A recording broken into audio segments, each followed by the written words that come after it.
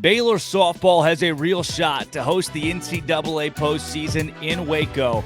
Coach Glenn Moore makes his case for his team on today's show. You are Locked On Baylor, your daily podcast on the Baylor Bears, part of the Locked On Podcast Network, your team every day. Happy Tuesday, everybody. Welcome to Locked On Baylor. Drake Toll from Sports Illustrated's Inside the Bears alongside Coach Glenn Moore, the Baylor softball program. Coach, I'll take you to the bottom of the seventh inning on Sunday. You've got a sweep right in front of you. The first time you could do that since 2018 against Texas. First conference sweep since 2021. And you get it done in walk-off, error, foul, fair fashion. Take me through that moment, down 1-0, 2 in scoring position with Zadie LaValley at the plate. Well, we're feeling pretty good about ourselves throughout the weekend. We're playing good ball, and, you'd think take 2 of 3 from the number 5 team in the country. It can't be a bad weekend anyway, but now we've played with them throughout the entire game, neck and neck, and it's a game of inches, as they say, and Scott hit that ball that barely caught the line down left field and scored their only run, put them up 1-0. But we're not getting anything going offensively, and it's down to our senior to spark us. And Josie Bauer hits the double, and might have come off the bag, might have gotten tagged. So you got a drama. We look like we have a instant replay every inning. A review every inning, and a lot of excitement. I wouldn't say the whole game was exciting. It was a rather boring game because it was. We could get anything going, But as we closed in on that 6th inning and they score, and then we've got a score to tie it. That's what we're playing for, is 1 run, and put in Taylor Strain to run for her. And twofold reasoning there. We're going to be a little bit faster with Taylor, and we need to score there. So it was the right thing to do. But we also wanted to give her kind of a moment there as being our lone senior, and give the crowd an opportunity to recognize her. So when they were reviewing that one, then we had that in mind, and bring her off the field, and then get the hit that we need to tie it. But a little hesitation, and we get thrown out by a great play from the left fielder, Lou Gilbert, and makes a great play on it, and we slide in right behind the tag and don't score there. So yeah, you're coming down to the wire. We got 2 outs, and we find a way to get 2 on, and then Zadie LaValley comes up and makes a lifetime memory there, hitting it right down the line. And again, drama. It's right over the line, right over the corner of the base, and it goes off the shoulder of their first baseman, and we score 2 runs. In that moment, so the whole team immediately runs out, and you could tell everybody's confused. Like, you listen to Dan Ingham radio call, he's confused. John Morris is confused. Fair or foul, they call it fair, and you walk it off, but it's kind of awkward. Everybody runs out knowing a review's coming, the brooms are out, and then for a good 6 minutes, it's just sitting there waiting for those umpires to come out. I know Sydney came out of the dugout, was yelling at the stands, like, anybody got the video? Can somebody give us a hint here? What's going through your mind? I know they even gave the cameras on Josie. She's praying, visibly praying in that 6 minutes. What's going through your mind in that spot? Well, immediately I thought it was a foot or 2 fair. I'm way up the line, and I can see the strike zone so well from over there in that position. So I thought surely it was well fair. So I thought it was just a desperation, reaching for something impossible from Texas at the time. I thought we had won the game, but then I walked to the dugout, and several in our dugout said, "I don't know, Coach, it's really close." And then I started having some doubt enter my mind a little bit, and I was like, well, it went our way to start with. So it's always a positive when it goes your way, because they have to have undisputable evidence that it was not the call made on the field. And that was what I was clinging to. And then the drama just continued to build, and the tension and the excitement couldn't have ended better, to be honest with you, now that it went our way. But it certainly made for some tense moments and some great excitement. Well, Coach, you've obviously captured the NCAA's attention over the course of the season. Now 6 top 5 wins. You got the last win over Oklahoma. The only loss that they've taken the entire season was to your team in Waco. and you've got a case. You've rebuilt a case this week to host the NCAA tournament.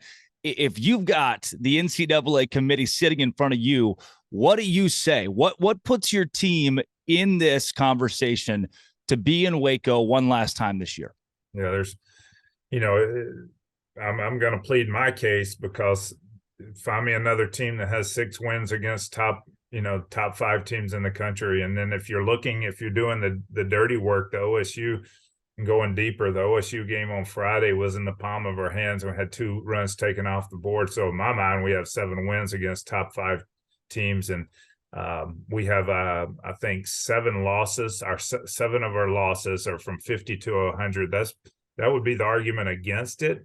But there's a lot of parity in this game right now. So I think we've got a great reason to say we're in the conversation. The kids have played well, and you mentioned it. We're the only team that's beaten the number 1 team in the country in Oklahoma. So, I don't know how much they put on this anymore, but used to the last 10 games of the year or thereabout were considered very highly in making that argument. And I know we didn't do as well at Iowa State, but in the big game against Texas, down at their place on the road to win that first one, and then win 2 back here in Waco, we have to be in the conversation. And I have no doubt that we are in the conversation. Whether that's enough, I'm certain we're in the conversation now. We're making it more difficult on them to leave us out for sure. Coach, before we jump into the details of the weekend, honing in on that for now, the Big 12 strength of schedule.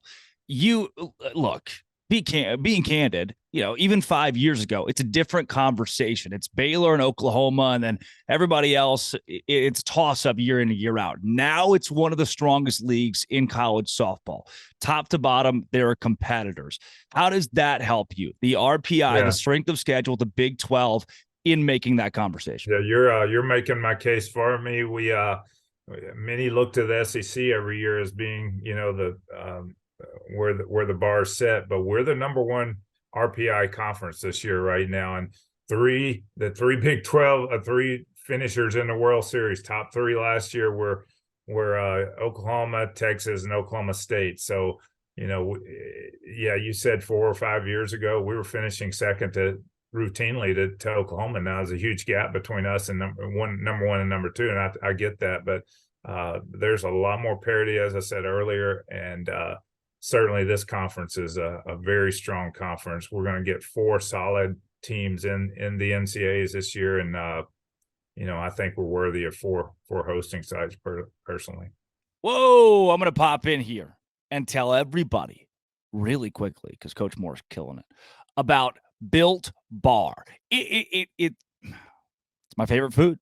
It's my favorite. I used to love crab legs. I still do like crab legs, but it's no longer my favorite food because I found a food that is low in sugar, low in calories. It has 100% real chocolate.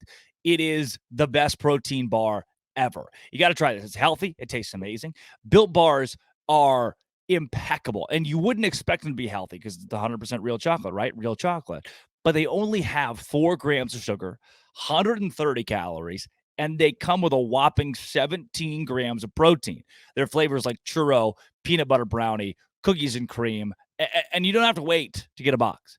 For years, we've been talking about this and how you go to built.com and you get it all at built.com and all that jazz. But now you go to Walmart, you go to Sam's Club, you get a bar, you get a box of Built Bar. The next time you're in Walmart, I want you to think of me. I want you to think of Built Bar. I want you to go buy one. Go get a Built Bar at Walmart. Go to Sam's Club. Get it at Sam's Club. I can't afford. I don't have enough money to get the Sam's Club card. So I'm forced to buy my stuff at Walmart. If you have a Sam's Club card, go buy some from me. Built has 4-bar boxes at Walmart, 13-bar boxes at Sam's Club, or you can still do it. Go to built.com and get your Built Bar today. That's built.com, Sam's Club, or Walmart. Guys, back to you. Coach, walking through the weekend, let's start on Friday. The 9-1 win. You go to Austin and Mercy Rule, Texas, for the second year in a row. I don't know what it is about Austin, but just seems like you guys are good at putting up runs there. And you got a freshman and RyLee in the circle. You swept Texas without your ace pitcher in the circle for a single pitch the entire weekend. And for her to go out and dominate UT, not just Friday, but also Sunday, and then in relief on Saturday, what does it say about what RyLee was able to do as a true, I mean, that's what the moment's made of. Number 5 team in the country, and she just eats it up. Yeah, I guess, I couldn't be happier with her. I couldn't be happier with Casey either, but also the job that Coach Newman did. And it's a very tense situation when you're facing a lineup like Texas had.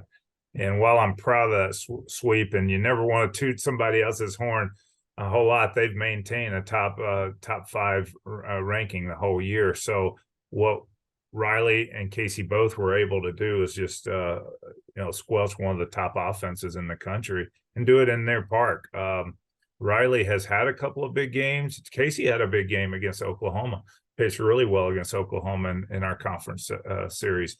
But RyLee's had some big games, been more of a roller coaster for her. She'd have a good game and then take a step back. Not unusual for a freshman to do that.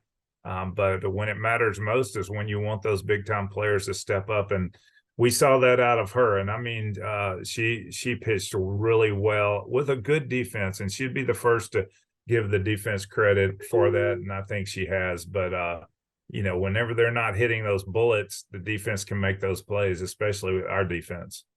Coach, what's your philosophy on true freshmen? There are a lot of programs out there that aren't going to throw a true freshman in the circle against the number 5 team in the country, even despite injuries. And you did it with full confidence. What does that say about the opportunity for any player on this team to step up in the moment? Yeah, I don't look at age a whole lot. I look at whether they can do it, and we don't look at size in this program. I mean, you can see a lot of the teams are a lot bigger, and we just look at performance. Casey's one of the smallest pitchers in the country, and she's out there throwing 67 miles an hour and making it move and defeating some good teams and competing. So, freshmen, it's more of a mentality. If they continue to play and pitch like a freshman, then they're going to sit the bench more. And in our situation, being a private school, Drake, where you don't have as much depth traditionally as some schools do, and you don't have. I think Tech had 8 pitchers. They have 8 pitcher bullpen. We're not going to have that here, so yeah. We're going to need kids, and that's one thing we can do in recruiting is we're going to say, hey, you're going to have a chance to come in here and play earlier than some programs, Power 5 programs. So you come in here and work hard. There's no hierarchy. There's no seniority privileges. You get in here and earn it. You can play early. Coach, you got the senior day, senior weekend storyline as well for both UT and Baylor. Starting on their side, having Lou Gilbert back at Getterman Stadium and presenting her with the senior flower on Sunday. I know that's a sentimental moment for you. And what did that mean to you, having Lou back here in Waco, somebody that gave you 3 years and 120 starts? Yeah, she was here last year, so all of that emotional part of it's probably the edge is knocked off there a little bit, but I don't have any animosity toward Lou for leaving. This is a system that we have created here, and Lou found something that she felt would better her. Do I like it? No. I mean, I had a team leader, a team captain that left our program for another program in the middle of the year, right after we had our last fall team building retreat.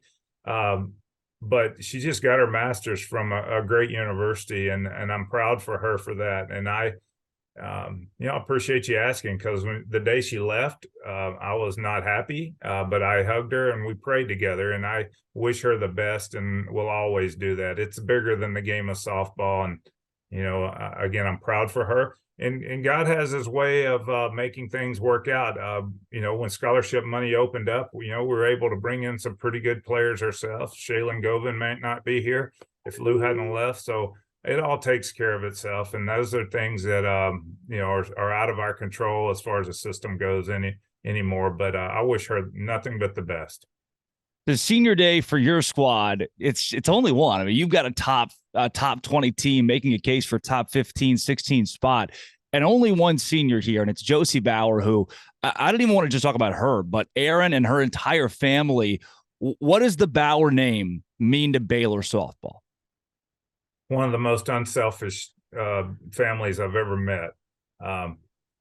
they've given back a lot more, in my opinion, than we've been able to give them. And they would look at it just the opposite. Greg and Rhonda are just two of the best parents I've ever had a part of our program. And probably if you had to be completely honest, they don't always agree with the coaching decisions. I'm not sure anybody would. I understand that, but they have supported us. They've supported this team. He's spoken to the team. He's helped me get in speakers for the team, and never had that tied to anything with playing time or. And she's been through adversity, 2 arm surgeries, a great leader, a great Christian young lady that's going to do magnificent things in this world. And then you add Aaron to that mix, and you've got the as he told me the other day, I'm more popular than you, Coach Moore. I said, well, that's not a hard challenge, but he's just, we all love him. And man, he threw that strike on that Saturday right down the heart of the plate too, didn't he? It was awesome. I appreciate you letting me talk about a family that I dearly love and will always love. Just a great family. And it's a model family. If you wanted to model yourself after a great family, I've got a ton of them on this team, but that's certainly one that ranks at the very top. Well, Coach, you get the big win against Texas, the first sweep against the Hornets since 2018. Josie Bauer comes up in the big moment in the bottom of the 7th, helping spark that rally. And now you get the Big 12 tournament. What does your team need to do to take care of business against Iowa State? And then if you do against Oklahoma, to continue to boost that RPI and boost your odds at staying in Waco? Yeah, I would, I certainly would like to win a game up there and then compete really well against Oklahoma. Being the only team that's ever beat them, I would like for us to play to win that game. And I'm sure we will. We fight them every time we play them, no matter the case, and have certainly been on the losing end of many of those. But if you go back and look at those games, you'll see a lot of dogfights that didn't really work out our way. So we have great respect for them. But, I just would, Drake, I'd like for us to take the same approach that this team has been consistent in taking every weekend. Regardless, you're not going to go out there and have a great game every time you're out there. But if you can just go out there and play for the love of the game and you can compete, everybody's pulling in the same direction and buying into whatever we suggest is the best way to approach this opponent, we have a better chance of winning. And hopefully our fire will be lit because of the performance we had in Ames, but we didn't perform poorly overall up there. They made some big time plays, and they're a much better team. I think at the time their strength of schedule was ranked 19th in the country. They were a better team than a lot of people were giving them credit. Now they've taken 2 of 3, had an opportunity to sweep at Kansas up there. They took 2 of 3 from us, and they're playing their best ball. So our focus still has to be on what we do and not what they do. And if we do that, I think we'll have a good chance of having success and moving on from the first round. Along with that, going into the postseason, Dariana Orm has been the pitcher in the circle for you now for 2 years. Do you have an update on whether or not we'll see her? Are you still working through that? No, I think you'll see her. I think she needs to throw. How much she'll throw, it has to be a conversation between Dari, Coach Newman, and myself, and we'll have that conversation tomorrow. So what it is, just to be transparent, is we've had to overload her and losing Benford. We've had to pitch her coming off of an injury from last year. Yeah. At the beginning of the year, we didn't know if we'd have her before the season. So our objective was to manage her. When we got down to the end of this season and knowing that we felt confident about the NCAAs, we made a tough decision before the Texas series to use her sparingly, if at all. So when we got the first 2 wins without her, we thought, we're not going to use her right now. We're going to let her have another day of rest. It worked out beautifully for us. Yeah.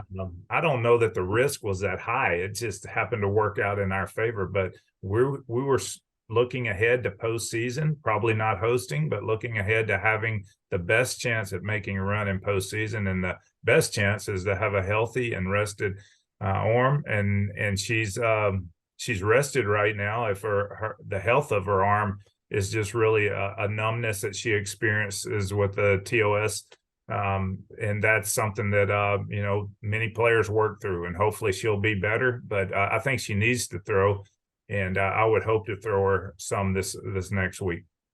Coach, I've kept you over time, but I'm who cares at this point, right? Because you've got Oklahoma City on the horizon, and whether you go to the World Series or not, you're going to play in that stadium. And I know, look, it's coach speak, and you'd say it too. Take it game by game and pitch by pitch.